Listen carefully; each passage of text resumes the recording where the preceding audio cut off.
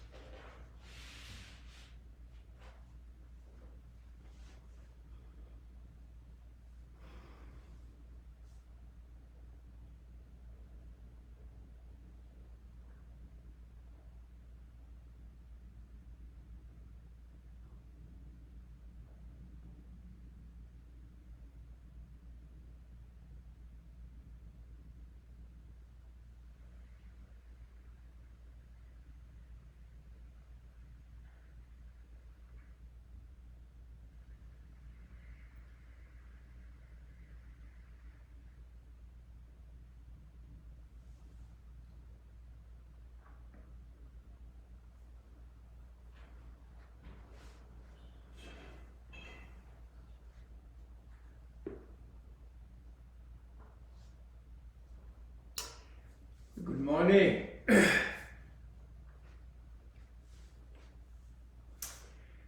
Today is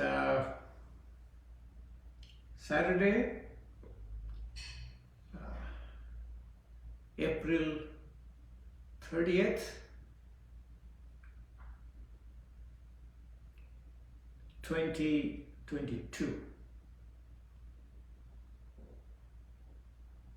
So today is our regular yoga therapy class,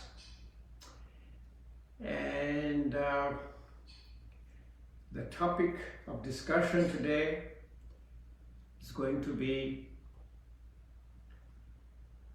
yoga therapy, a gut health.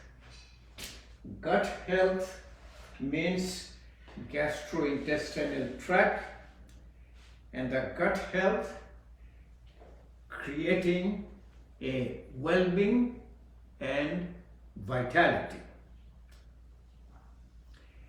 Now, what does well-being means? In yogic tradition, well-being means your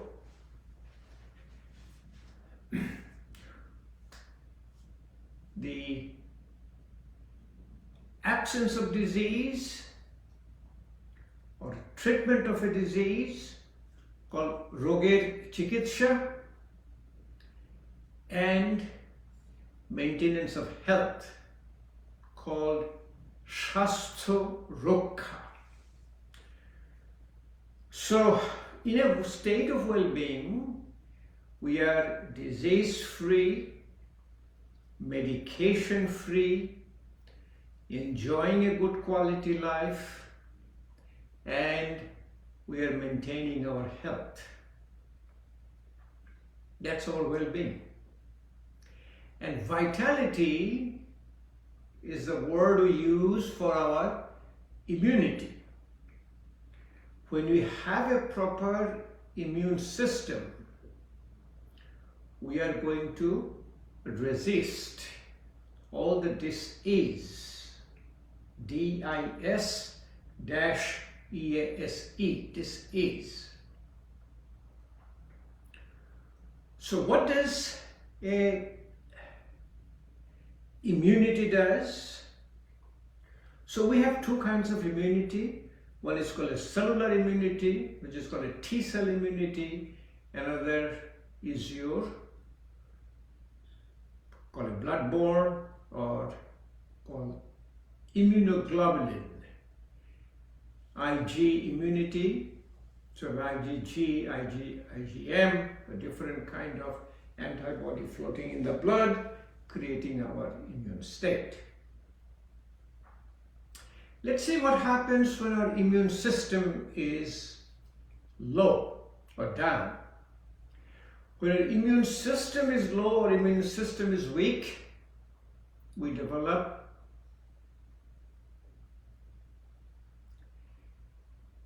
from the external source our infectious diseases.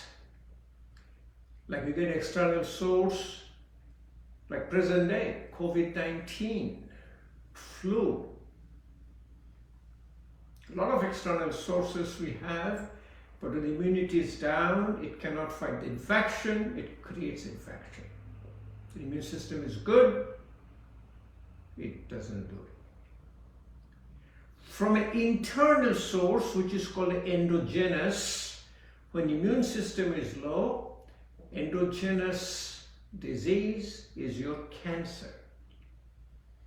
Most of our cancers now we believe to be immunogenic, and immune therapy, which probably most of you know, is coming as a therapy for your cancer disease. One of the cancer, which is called a skin cancer, called melanoma. Melanoma is a purely immunogenic tumor, and with immunotherapy, it is known to melt that cancer. Our past president, Jimmy Carter, had a melanoma. Then he had a brain metastasis and liver metastasis.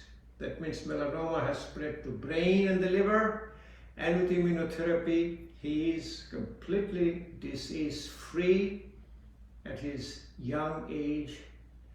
I think he's around 96 now. Immune system can be hyperactive, overactive. When immune system is overactive from outside source, when it comes to our body, it creates an allergy. Normal pollen, when pollen comes to me, or all the dust and fibers and mites, I will be able to fight, but my immune system is hyperactive, it reacts, produces a chain of events, create what is called your allergy. From endogenous source, from source inside, when immune system is hyperactive, overactive, it creates a disease called an autoimmune disease. Autoimmune disease means normally my body knows this is a foreign substance in my body and body trying to reject it. In an autoimmune disease, the immune system is so hyperactive and so strong, it starts fighting against our own normal tissues. Thyroid disease, Hashimoto thyroiditis, is a classic example of autoimmune disease. There's a lot of other diseases. So this is called your well-being and vitality. So what does a gut health or GI system has to do with all this stuff? Now, our existence in this world, both from Western medical standpoint and the Eastern medical standpoint, we talk about all the time. We are what we eat. We connect every ailment of our disease,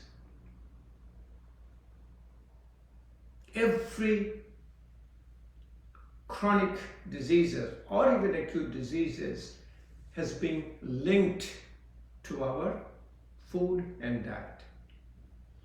In Western medical science, we say we are what we eat, but in yoga and Ayurveda says we are what we digest.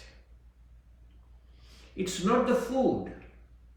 Remember, we talk all about vegetarian food, vegan food, this food, that food. But if you look at throughout the whole world, look at the people who are eating. Look at the Russians, who the Russians are eating. Look at Germans, sauerkraut and sausage. Even look at Mexicans. Food is loaded with your cheese and your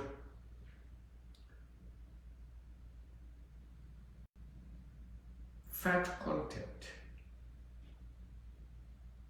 Do the Europeans live less than us in the United States?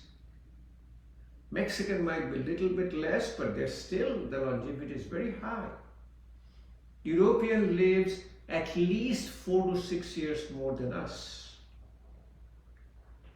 Just not the food what we eat. Number one, which is killing us, is the quantity of food. We eat too much. For the regular maintenance of our body and mind, we need about 10 to 15 calories per pound of body weight. I'm 150 pounds. I will need 1500 to 20 to 50 calories a day. So if you look at all your instructions, nutritional instructions on the food packaging, it's always based on about 2000 calories. We in the United States, average intake is 3900 calories. Almost twice than what we need. So it is not the type of food, it's a quantity. You need to cut down the amount of food you are eating. Second, this food is not properly digested.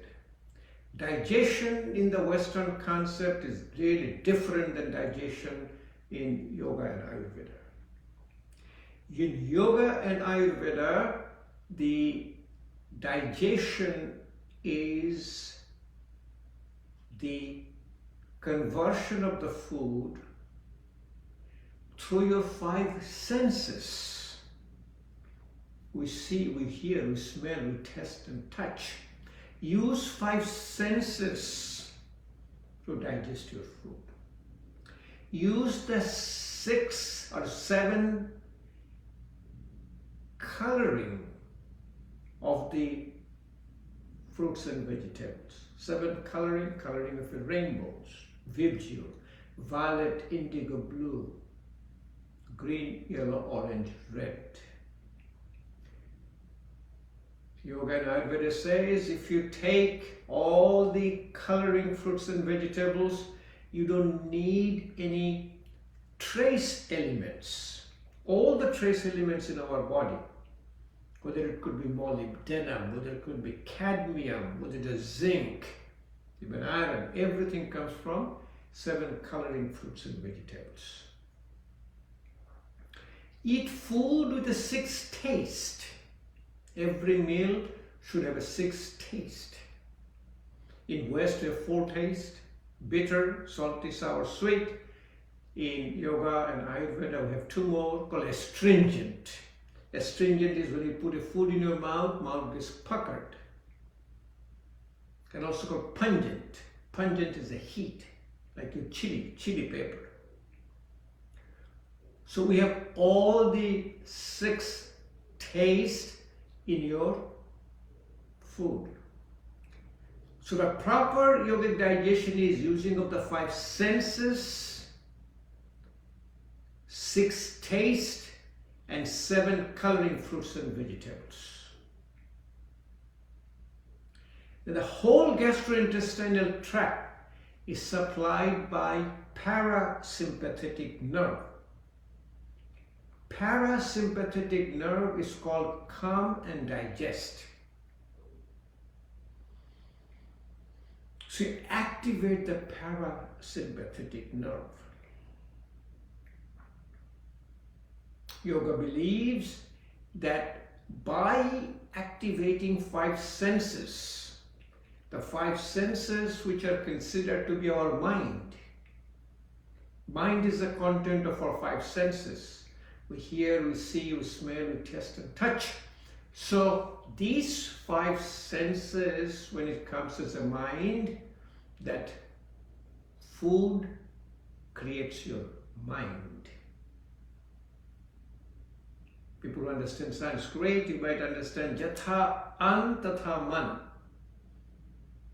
When you have the food, Anna means food, Man is the mind. Create your mind. Gastrointestinal tract is your second mind or second brain. We call it a gut feeling. We get a butterfly in the stomach. When you get something unusual or you get some stress, you get a stomach cramp, you get a diarrhea. Gastro, like you have an exam tomorrow. Today I'm stressed. I'm going to the bathroom because I have developed called irritable bowel syndrome. Most of the gastrointestinal disease are organic disease that is very simple, only 3 or 4 organic diseases. Number 1, you can say ulcer. Ulcer is a breakdown of the lining of the gastrointestinal tract. Peptic ulcer disease, a lot of other mouth ulcers, a lot of ulcers you can have.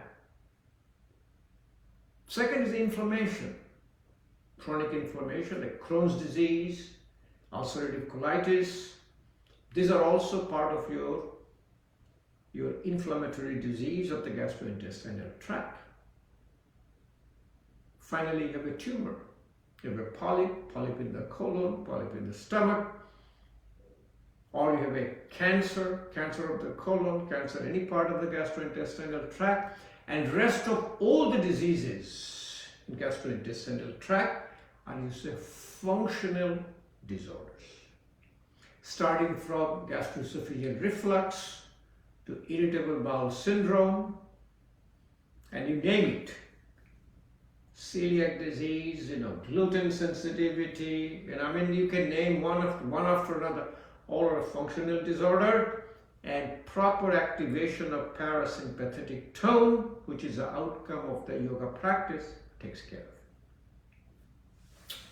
When food is properly digested, think about it. It all gets digested through your sense of your taste. When you put a food in your mouth, body doesn't know whether it is a protein, fat or carbohydrate. Body knows only one thing.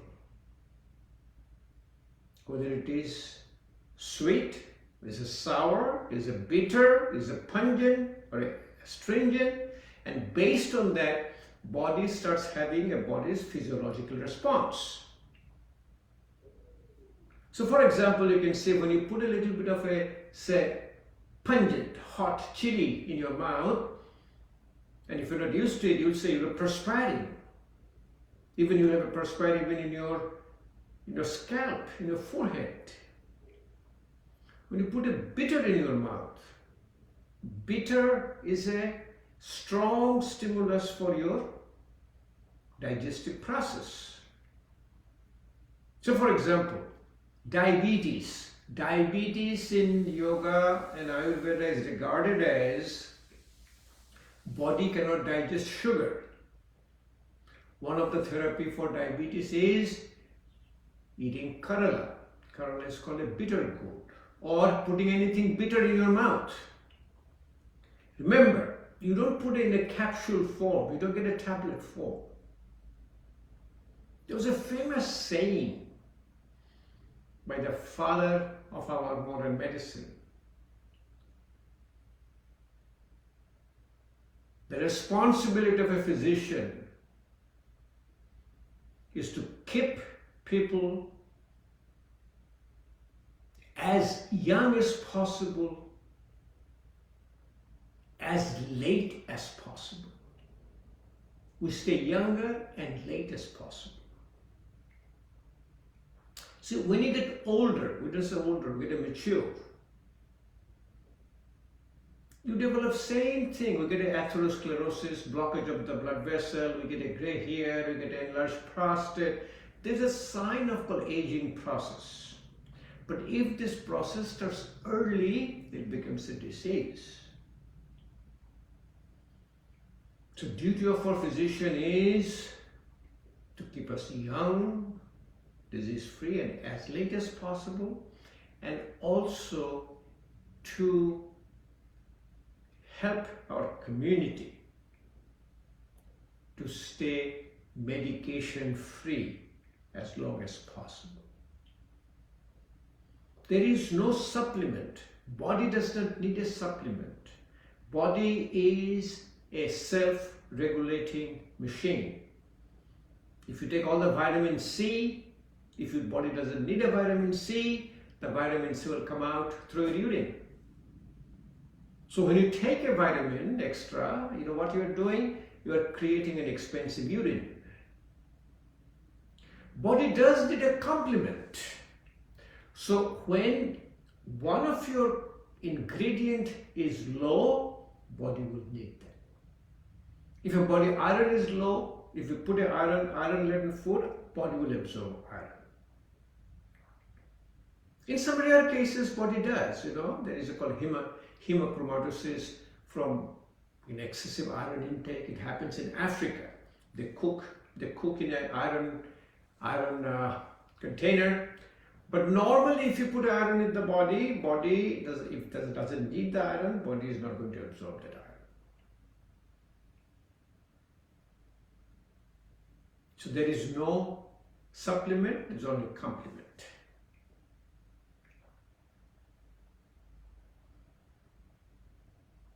So let's see what we need to do to improve our gut health. As I said, the gut is connected through your mind. So when you sit down for a meal, in all faith tradition, eating is a spiritual process. You eat with your family. You eat in a very nice environment. You eat putting your mind in your food. You can also do a little prayer before you eat.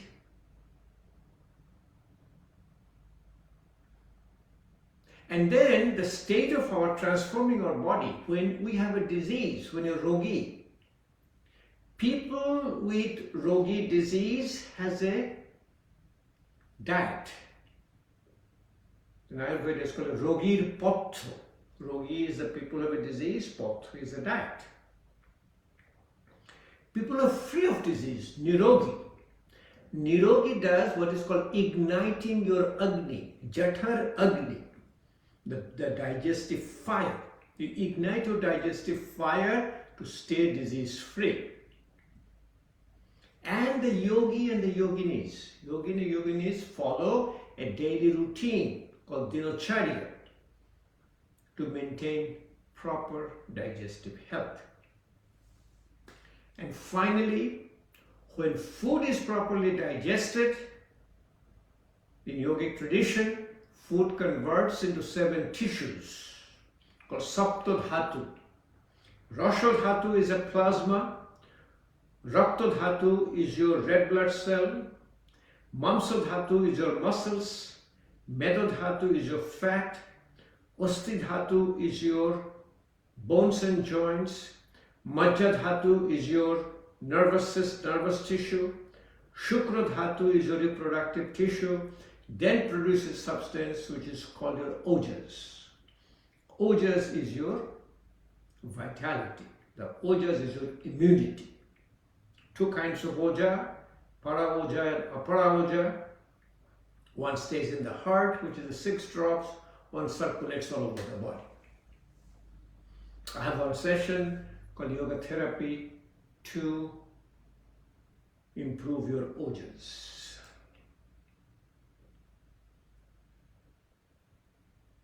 So, let's look at how to do your proper gut health. What are the practices we do? Also remember one thing, in yogic tradition, we use our eyes to see the food. We use our hearing to the sound of the food. We smell the food, taste the food, also use our hand. When you touch the food, you know what you are eating. And just for the yoga teachers and advanced yoga practitioners, mudra, hand gestures, connects your body and mind. When you do hand gestures to put the food in your mouth, it does a proper digestion. And let me tell you, there are 4 mudras for digestion. First one is called a Annabhakya mudra. Anno is the food, but anno basically means your rice. Bhakka means eating. So what you do in Anna Bhakka Mudra, you put the rice and together with your hand and take it like a small bowl. Use your thumb to push the food inside your mouth. It helps in digestion. Anna Bhakka Mudra. Next one is called a Keni Anguli Mudra. Keni Anguli means your little, the finger.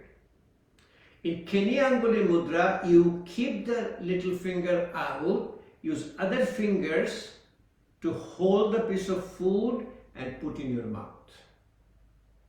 These are all hand mudras for digestion. And remember, it came out from experience. Third is called a Kadamba Mudra. Kadamba Mudra is use your all the hand, hold the food and put it in your mouth. Like as if you're eating an apple. Hold the apple and eat it. Kadamba Mudra. Finally, it's called a Mukul Mudra. In a Mukul Mudra, use all the 5 fingers to pick up a piece of food and put inside your mouth. Anna Bhakka Mudra, Keni Anguli Mudra, Kadamba Mudra, and Mukul Mudra. Number 1 practice for improving your gut health is to ignite your JATHAR Agni and also create a relaxation response to improve your parasympathetic tone. First practice. After you have a meal, you sit down in a thunderbolt, Vajrasana. In our yoga practice, we practice yoga in our empty stomach. This is the only asana we recommend you to do after your meal. In a Vajrasana, when you sit down, first in stages, you can sit down on your, let's see, to go a little bit distance.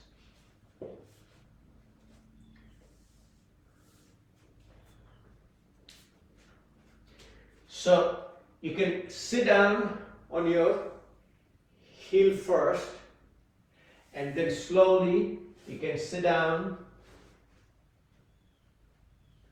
on both of your feet. Keep your spine straight and sit down here. Remember, the yoga practice is not competitive and the amount you can do on your own. That means you listen to 2 things: no pain and effortless breathing.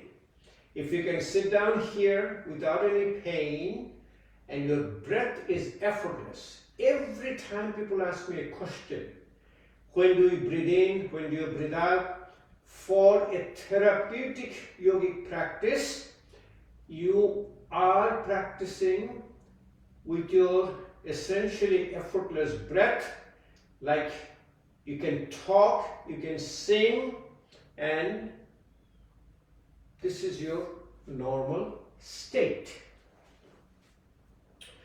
From this, so this is your Vajrasana, and Vajrasana you do your in empty stomach. And Vajrasana also can be done in a full stomach. Remember, this is the only asana we recommend for your full stomach. On an empty stomach, from Vajrasana, to ignite your Agni. So remember one thing, in yogic tradition it says, when you massage all the abdominal contents, say massaging an organ improves its function. So if you massage your liver through Kapalbhati Pranayama, massage your stomach through Kapalbhati Pranayama, or through Munduk Asana. You do a Munduk Asana to improve your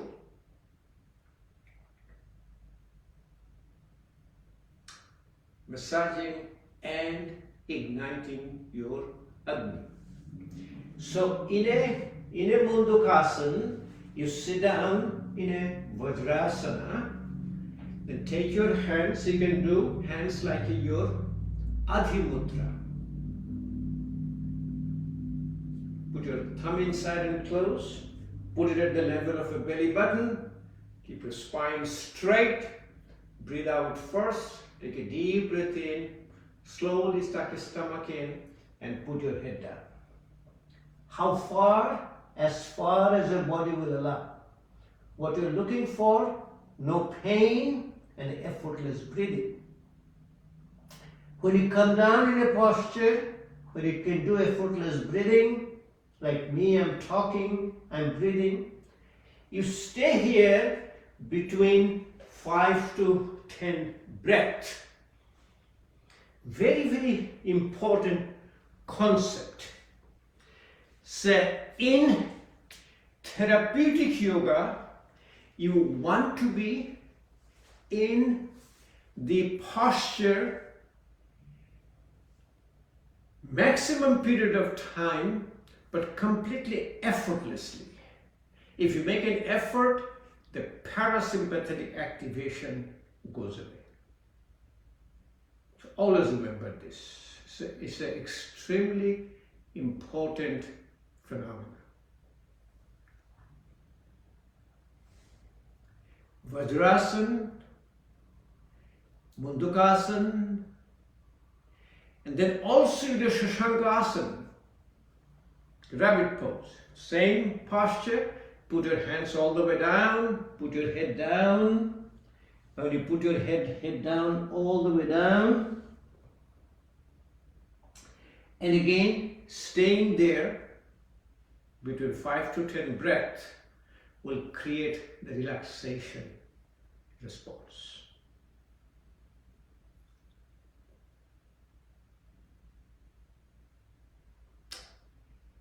In yogic tradition, the health is defined as a strong digestion, easy elimination, and a good night's sleep.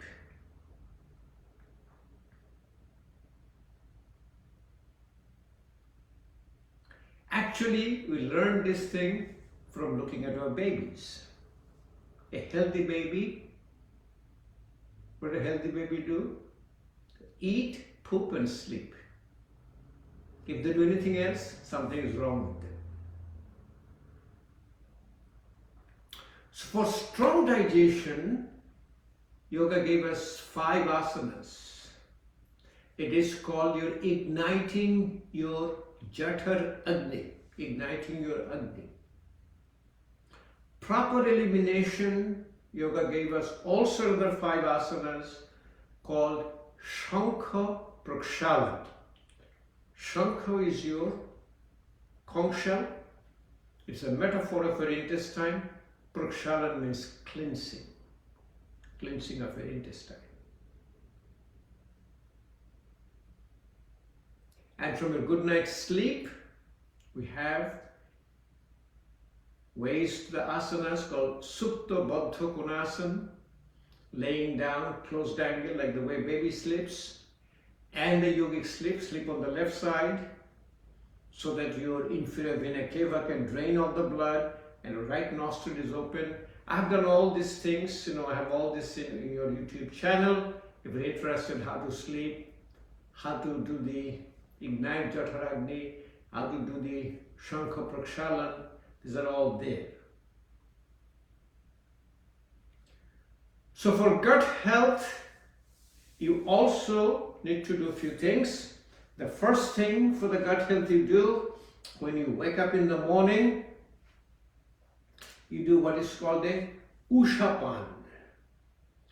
Usha means your morning, pan means drinking. So we get up in the morning, we first sit down in a squatting pose, Malasana.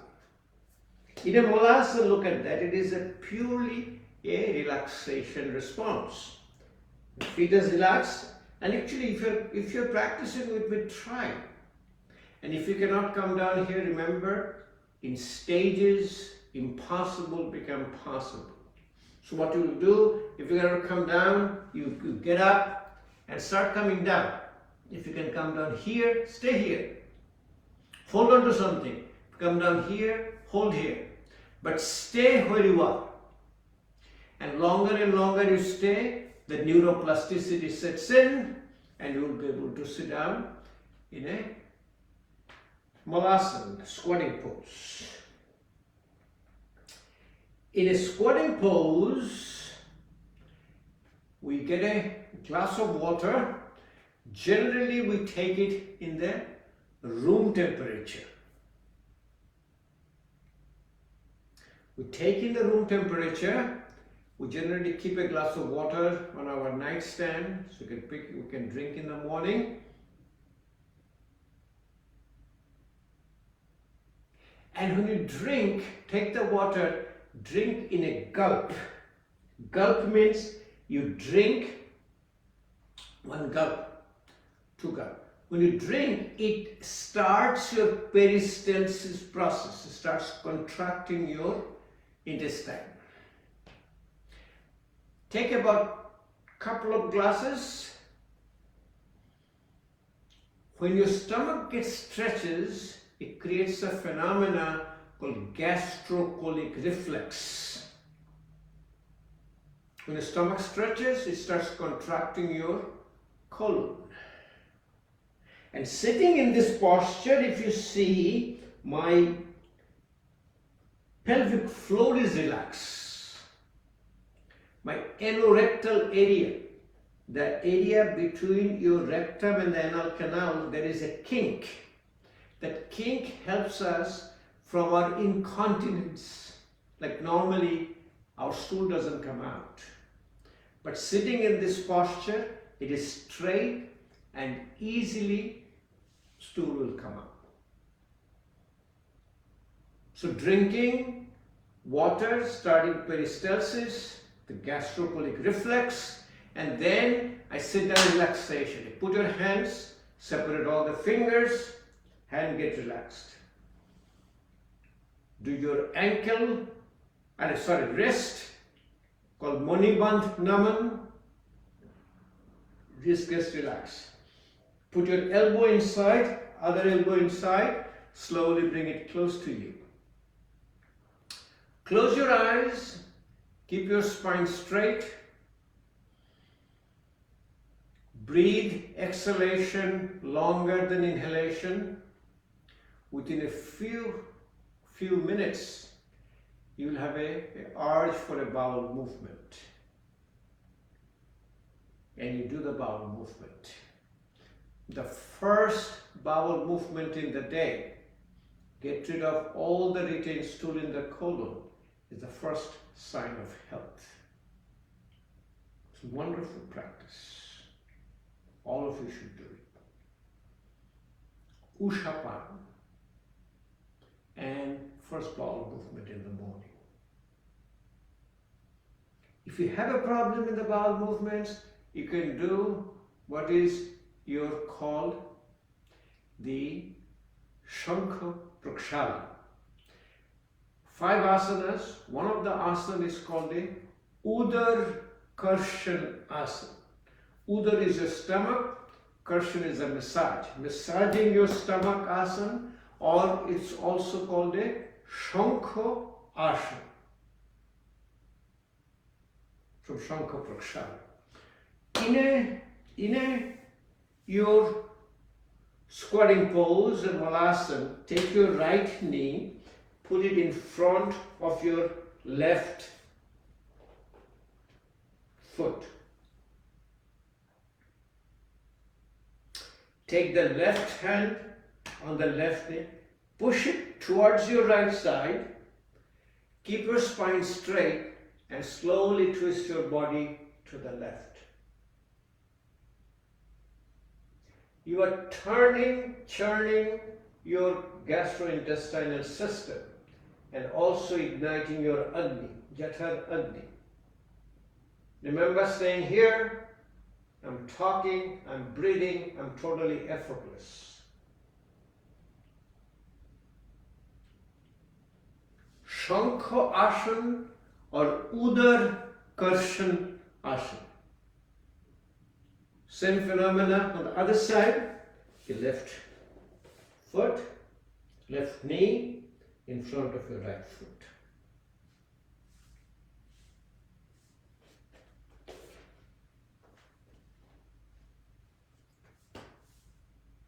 Take that right knee towards your left side.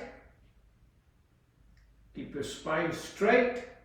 Slowly turn your body to the right and stay here.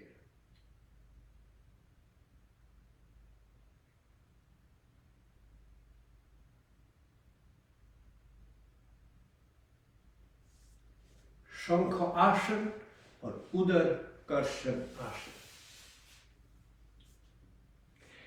There are 5 asanas, but the 3 are standing up. One is called your Utthita Tadasana, called upward mounting pose. Another called Tirjak Tadasana, called oblique mountain pose. Kadi Chakrasana, west rotating pose. 4th one is your Shankasana or Udar Karshanasana. And the 5th one is called a Tirjak Bhujangasana.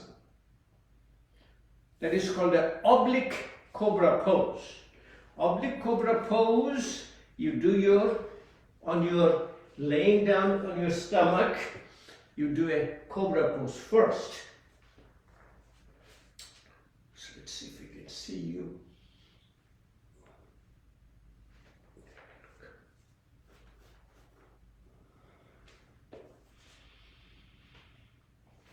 Separate your feet,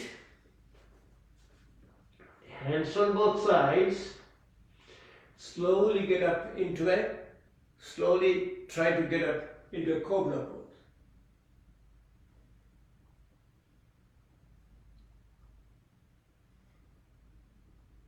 Turn your right side and try to look into your left foot. Go down again. Get your body high up again. Look over your left shoulder towards your right foot.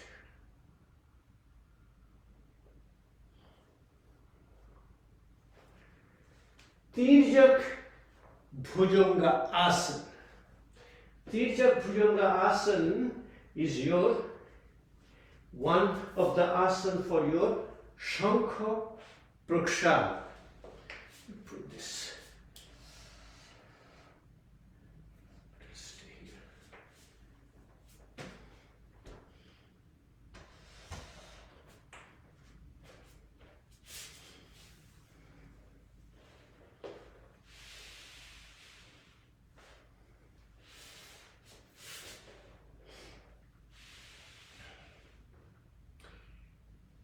Five asanas to ignite your JATHAR Agni.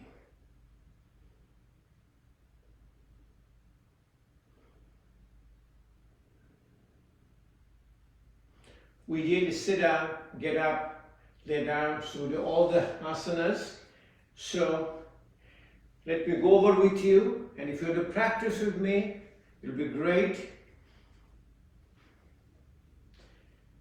So remember the 5 asanas for proper elimination. Even in the morning, when you do the Ushapan, if your bowel doesn't move, then you can do what is called a Loghu Shankha Prakshala. Loghu is called a mind. And in the real Shankha Prakshalan, what we do, we keep drinking water. We take 2 glasses of water, do those 5 asanas. No bowel movement. Again take another 2 asanas. So we wait, actually we wait about 15 minutes to half an hour, another 2 glasses of water to another 5 asanas, same asanas. Eventually you will start having a bowel movement, and essentially you will see after bowel movement, and literally the whole clean water will start to come out. It's a wonderful experience once you have it. So, in a Shankha Prakshalan, says a proper elimination, and this is your proper digestion, and then the proper sign of health will be your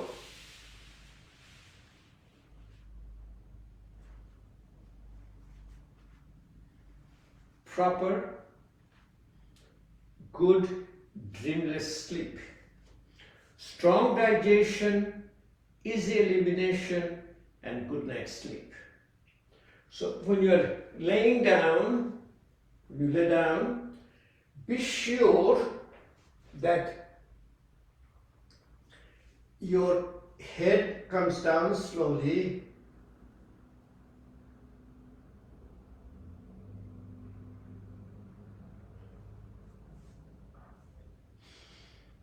Your chin is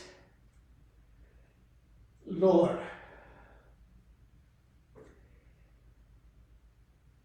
When the chin is sticking high up, then put something underneath your head.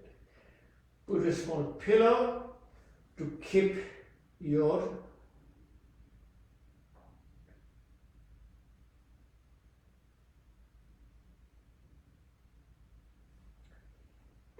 chin down. Initially separate your both the feet. Put your head down both sides, palm facing high up.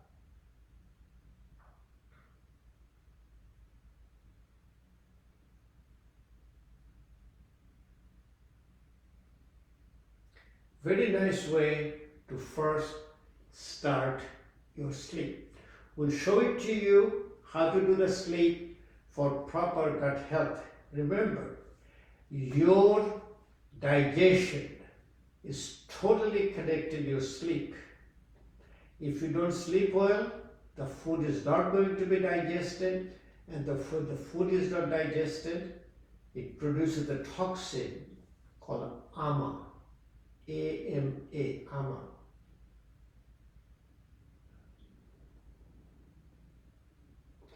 We call it a mother of all chronic diseases. Put your feet together, hands on both sides, palm facing high up, and slowly raise your feet high up. Not too high, 30 degree, is called your Utthita Padasana. Foot raising. It ignites your Agni, JATHAR AGNI. From there, you come down, is called your boat pose, Nokasana. Do the boat pose and stay in the boat pose. Remember, staying is most important. Initially, you see this a little bit of fasciculation, then slowly it will come down.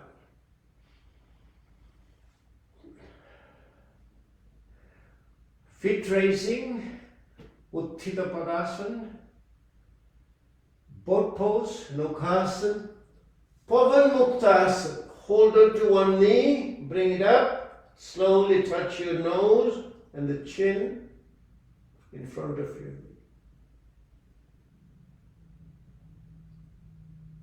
Pavan Muktasana.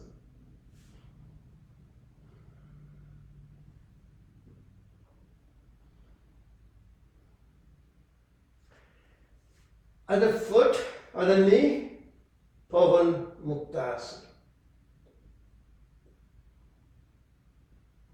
I'm just showing you because of the time,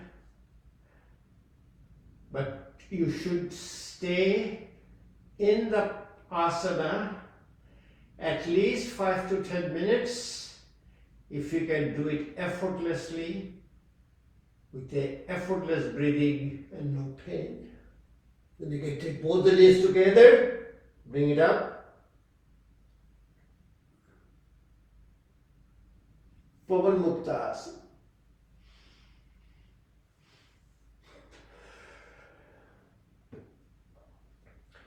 Fourth asana is your JATHAR Parivartanasana. Stomach rotation, put your feet together, hands on both sides like a T.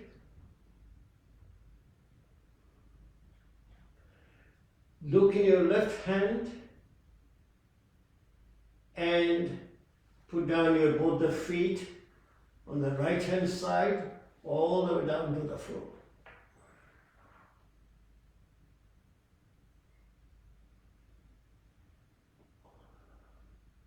This is also called Markadasana, monkey pose, and JATHAR Parivartanasana, stomach revolving pose.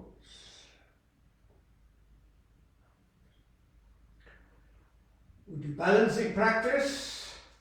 We do the practice again on the other side.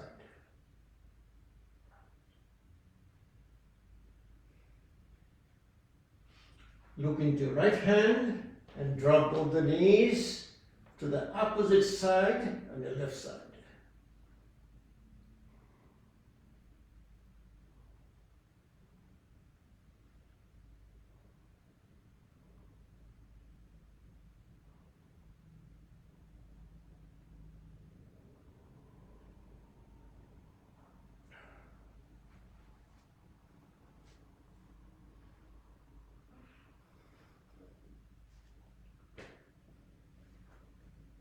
Next one is your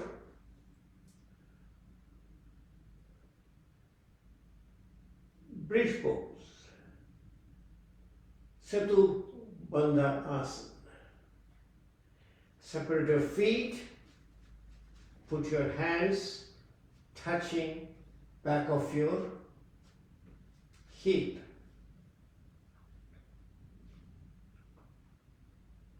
Slowly raise your body high up. Clasp your hand, put it down, and keep raising your body.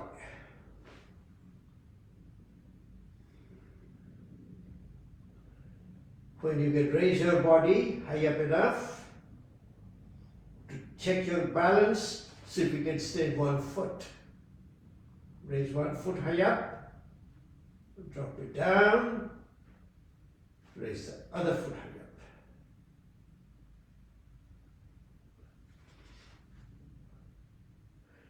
Setu Bandha Sarvanga Asana.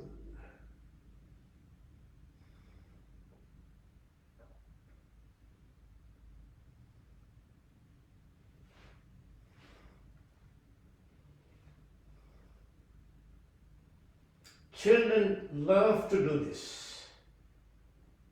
It's called their bridge pose.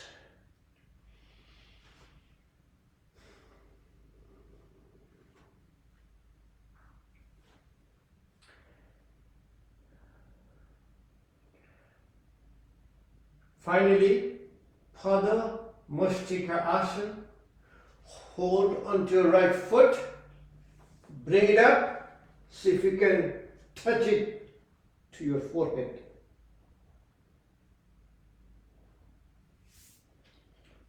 Pada Mushtika Asana, or it's a big Sanskrit name, is called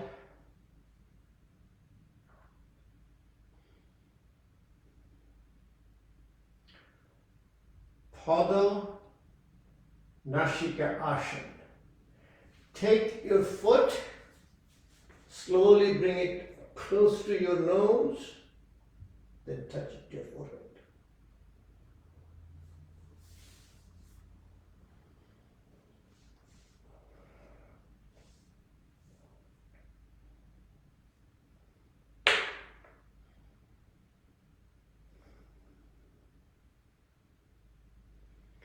So these asanas to ignite your JATHAR Agni for proper digestion of the food.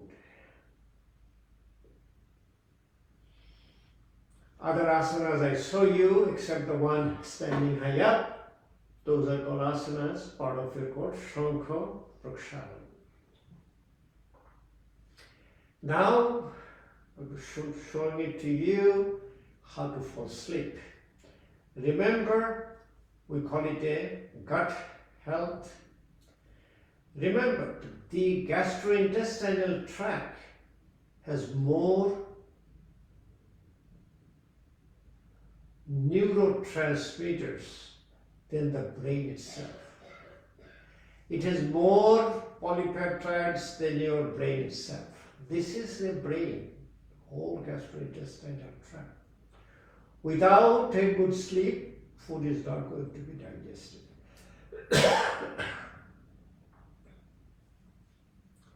Few years back, I was in the Smithsonian.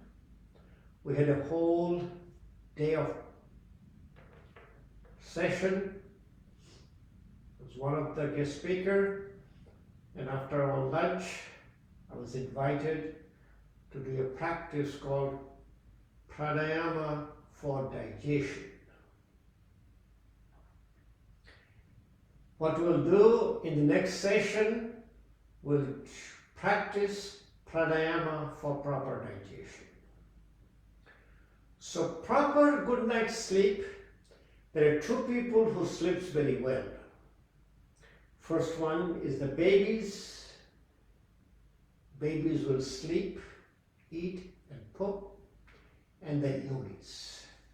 Let me show you the technique we use, how to fall a good night's sleep before we finish the session today. Laying down, try to put your body straight. As I said, if head goes high up, put a little. So if you feel that you cannot put your head all the way down, just put a very small pillow. Don't use it too big a pillow. Pillow is no good, you know.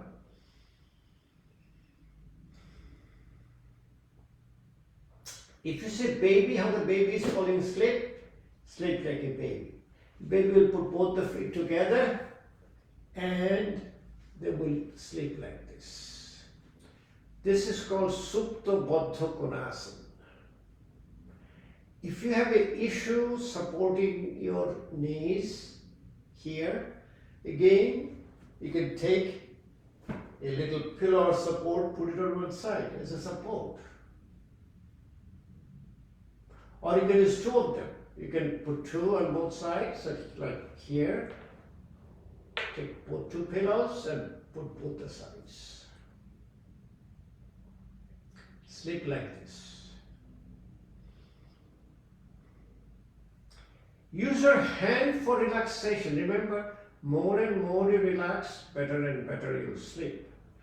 If you say baby, the baby's hand will get relaxed, which is called Adhi Mantra, or you call it a Balu Mushti Mudra. Take your thumb inside and close, and put it just on the side of your body. Incorporate your breath. Exhalation is parasympathetic, inhalation is sympathetic.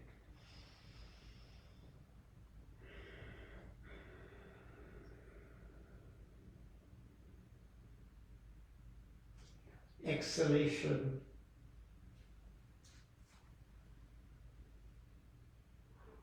excuse me, exhalation longer than inhalation. We have been practicing for a long time. Generally, what we do, breathe out first, breathe in with a count of 5 in, breathe out with a count of 10 out, and we'll do about 5 to 10 breathing like this to create relaxation and parasympathetic activation. Let me show you a couple of times, but when you practice, do it longer, but do it effortlessly. Breathe out first.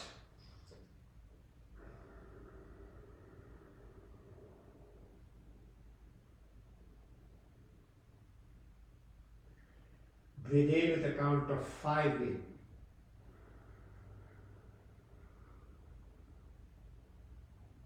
Breathe out with a count of 10 out.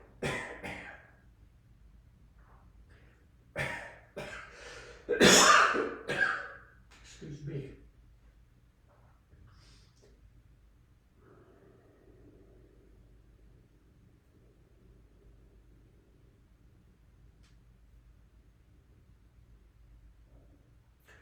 When you breathe, we breathe always with a practice of breathing through our larynx. All the air goes to the larynx, to our lung, and comes up. So during this practice, we get a little irritation of our throat with a little cough, but it's entirely normal. In fact, when you do Ujjayi pranayama, when you're doing the works in our larynx, the cough is entirely normal. One more time. Breathe out first.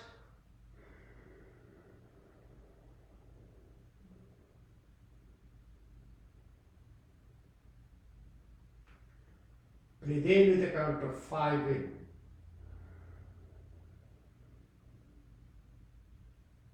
Breathe out with a count of 10 out.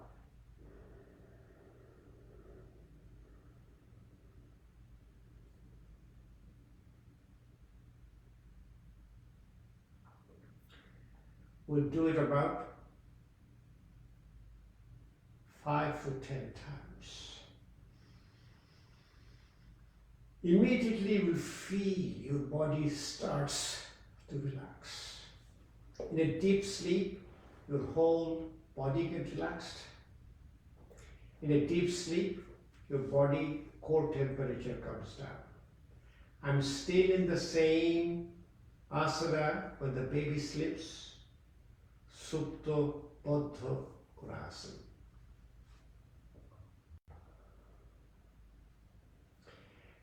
Next, you incorporate your breath holding. In a breath holding, in a ratio, you do 1:4:2. Generally do count of 4 in, count of 16 holding, count of 8 out. When you do it very comfortably, then you keep on raising the number, but you keep the same ratio. 1:4:2. Like if you go to 5 in, we'll do 20 hold, 10 out. And that one also will do 5 to 10 times. Let me show you 1 time or 2 times, then you'll understand. My hand is in a Adhi Mudra, or called Balo Mushti Mudra, like a baby fist. Breathe out first.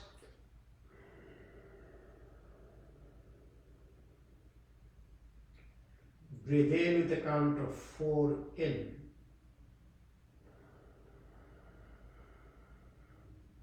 Hold your breath for a count of 16.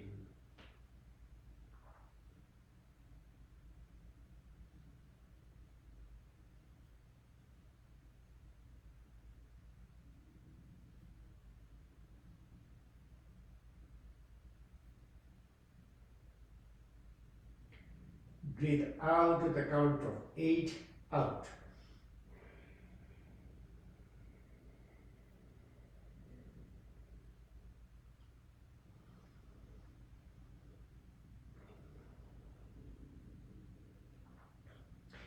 Can do a little bit more. I can do breathe in with a count of 5 in. First, breathe out first. Always breathe out first in any yogic practice. Make some room in your lung.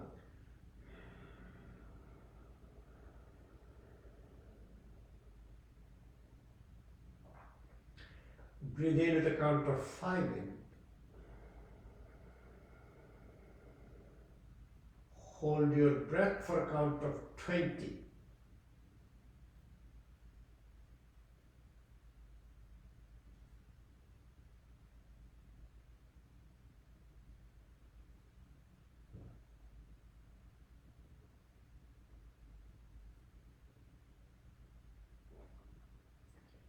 Breathe out at the count of 10.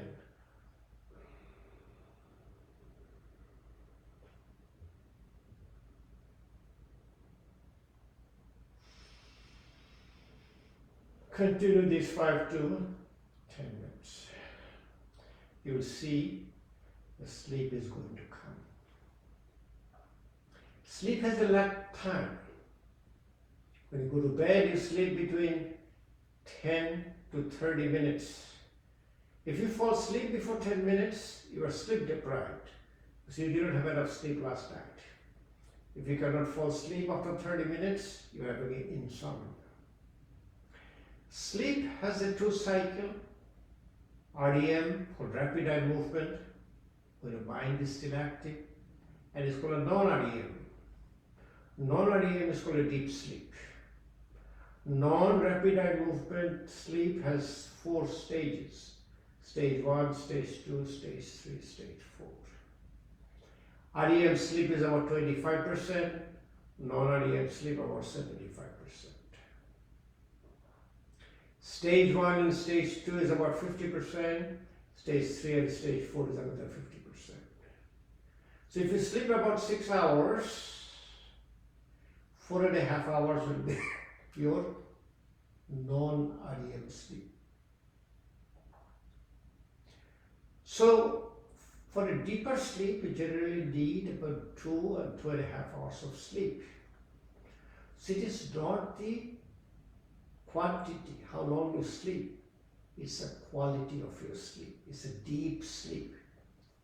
If you get more than 2 hours of deep sleep, that is good enough to do all the changes and repair, all your correction in your body physiology. First, you sleep on your right side, and yogic tradition, you sleep like a fetal position, bend your knees, and then put both the hands is like and put your head. If you have problem sleeping like this, again you can take a small pillow, put a small pillow underneath, and you can sleep like this. When you sleep on the right side, your left nostril opens up. Initially our body core temperature is high, left nostril breathing is cooled.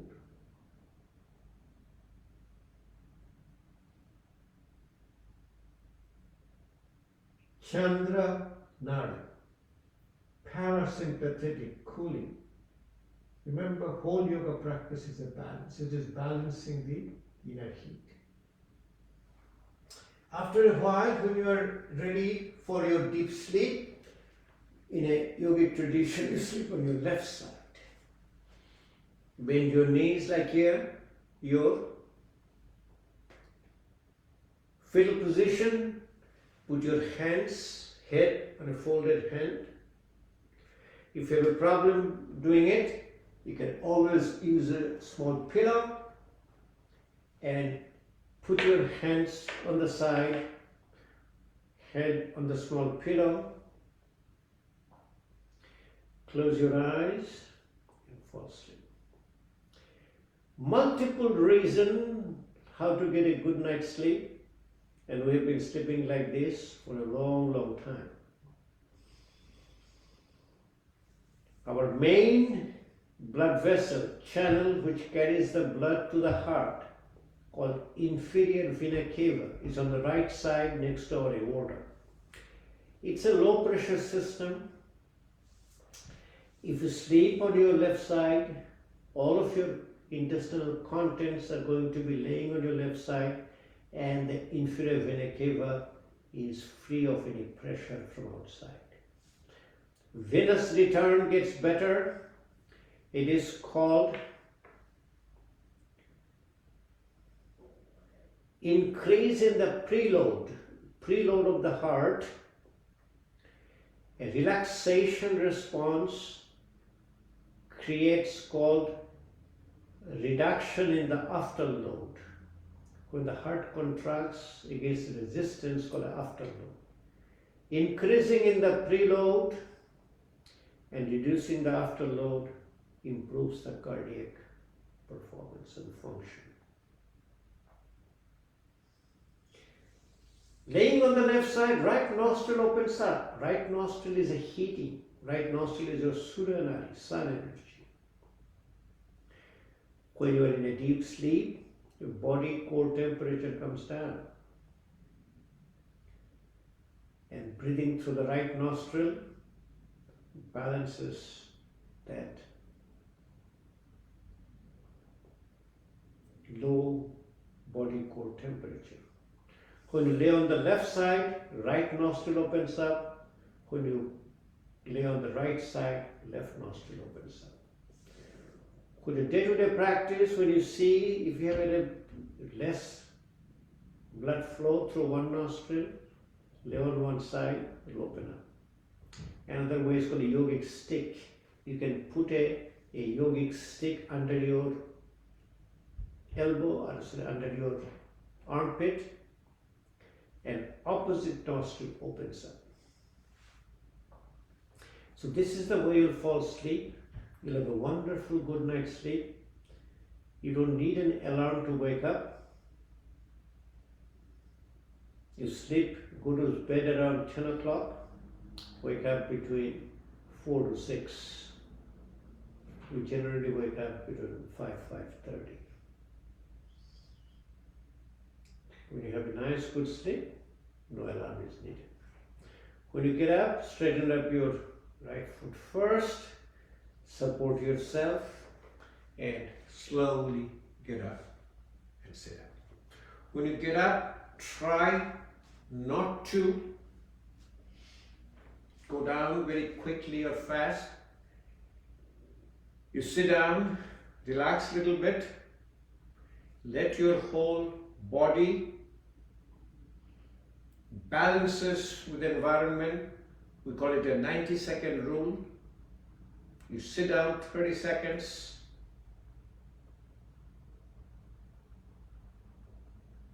Then again, give another 30 seconds for balancing all the physiological changes in the body. And then you slowly stand up and again stand up for your 30 seconds. There is a tremendous amount of your health issues when you suddenly get up from the bed, which is called due to postural hypotension. You have wonderful gut health, and once you have a gut health, you're not going to have any proper toxins of improper digestion called ama. Ama is the root cause of all the chronic diseases, and we call the mother of all diseases.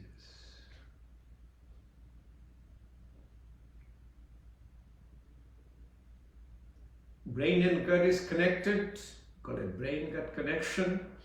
We call it a psycho-neuroendocrinology. It starts from the limbic system, hypothalamus, pituitary, adrenal axis.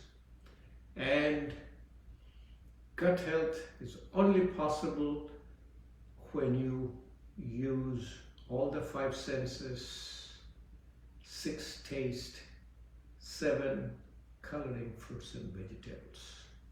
Also, we'll talk about your food. People always want to know about yogic diet, yogic food. We eat the main meal as a lunch, and we keep our body as a fasting throughout the whole night. We'll have our last meal around 7 o'clock. Dinner is very small, half the size of your lunch. Then don't eat anything since then. Before going to bed at 10 o'clock, drink a glass of water, because we lose a lot of water. It's called insensible perspiration. When you're sleeping, a lot of water we lose our body. And when you get up in the morning, between 4 to 6, my routine is around 5:30. I'll drink another 2 glasses of water. My water metabolism, and throughout the whole day, we maintain a water metabolism based on your dinacharya called daily routine. This water metabolism keeps you properly hydrated. You will see your whole mouth and tongue is properly wet. Your urine will be very clear. And there will be no sign of proper indigestion. And we'll talk about sign of indigestion. We'll talk about proper pranayama for digestion in our next session. Thank you for joining, and we'll come back again on Saturday. I think, let's see what we have next session. Next Saturday, we might have one program here locally, because, you know, pandemic is slowly becoming endemic. And endemic means you learn how to live with it. We are learning how to live with our COVID-19 virus. It's becoming almost like a flu virus. Thank you again. Hopefully we'll see you one day in live session. Until then, it is still going to be virtual.